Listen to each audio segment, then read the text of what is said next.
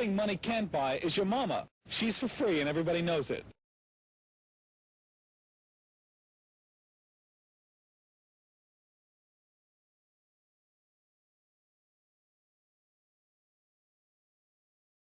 A teenager accused of killing his parents and several siblings in Broken Arrow. Police tell us his younger brother helped murder 5 people.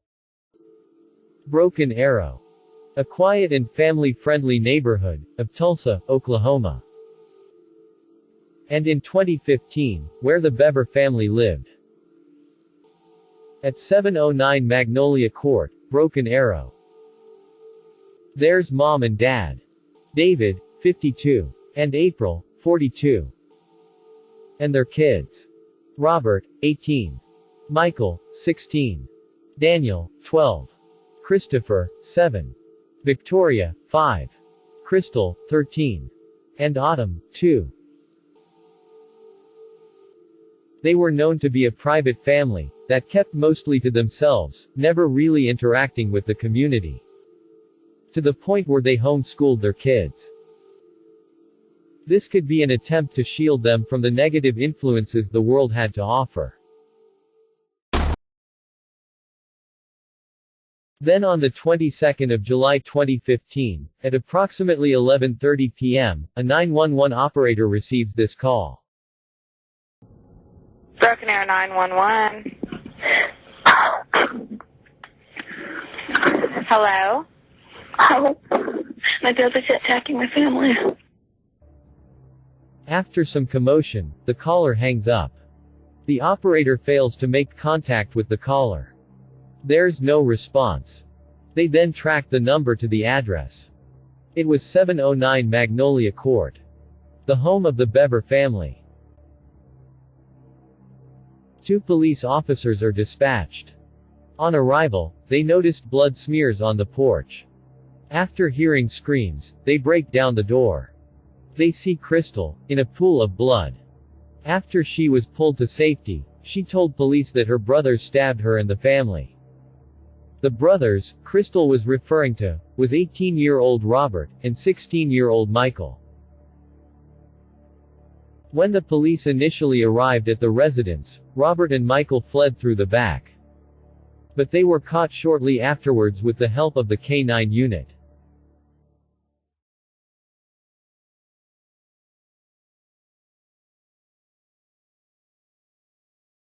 Michael and Robert were your typical teenage boys. As interacting with the neighborhood kids wasn't the norm, it's understandable that the two would be close. They were always hanging out, playing pranks on one another. Their home lives were different. Being homeschooled by your mother, and living at school. Trapped in that space must have felt claustrophobic at times. But Robert found an escape, in YouTube. Salute. Hey everyone, it's me, Colt Empire. In case you didn't know, you found me by accident, or you're expecting someone else. Yeah, why would you do that? Anyway, this is the first ever update, which I think is a major improvement. I tried to... From the outside, they were normal teens. But, there was one thing that Robert and Michael was really drawn to. Shooting sprees. Or school shootings, like what happened at Columbine. Getting to the point where they agreed, and started planning on a shooting spree road trip of their own. Killing people randomly at every stop. With a target of at least 50 kills. Over time, the boys stockpiled weapons, like knives and machetes, including body armor. With money earned through part-time employment, they ordered 3,000 rounds of ammunition. That, with guns that was ordered, was to be used on their road trip. They knew that their parents couldn't be around when that shipment arrives. Plus, they needed the family car, for their trip.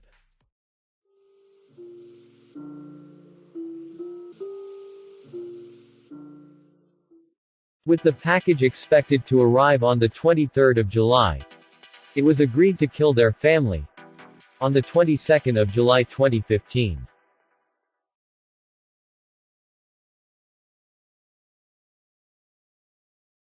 On the 22nd of July 2015, A little after 11 p.m., Robert and Michael calls Crystal into their room, as they wanted to show her something on the computer.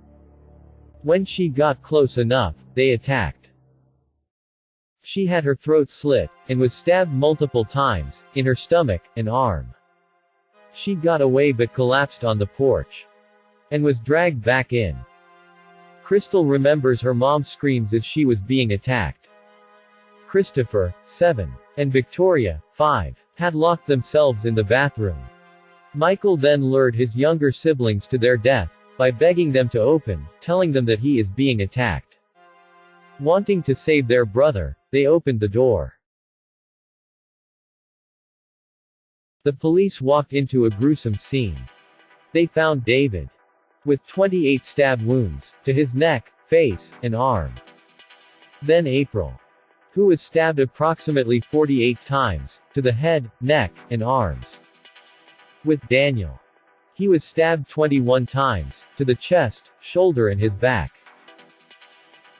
In the bathroom, the police discover the bodies of 7-year-old Christopher and 5-year-old Victoria. Christopher was stabbed 21 times to his back, chest, shoulder, and lower leg. And Victoria was stabbed repeatedly in the neck, the chest, on her back, and arm. 2-year-old Autumn was asleep and survived the attacks unharmed. Michael and Robert planned on killing her last. Investigating. We know a family of 9 lived here. The parents and 3 children are dead. Another child, a 13-year-old, is fighting to live, and the youngest family member, a 2-year-old girl, is in the custody of the state and not hurt. Police say the 2 other children, teenage boys, were the ones responsible for these killings.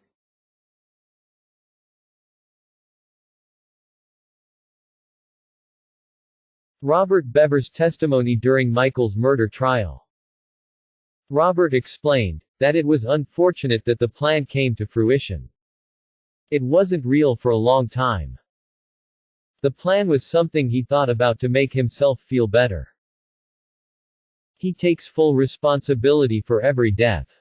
He doesn't remember seeing Michael ever holding a knife.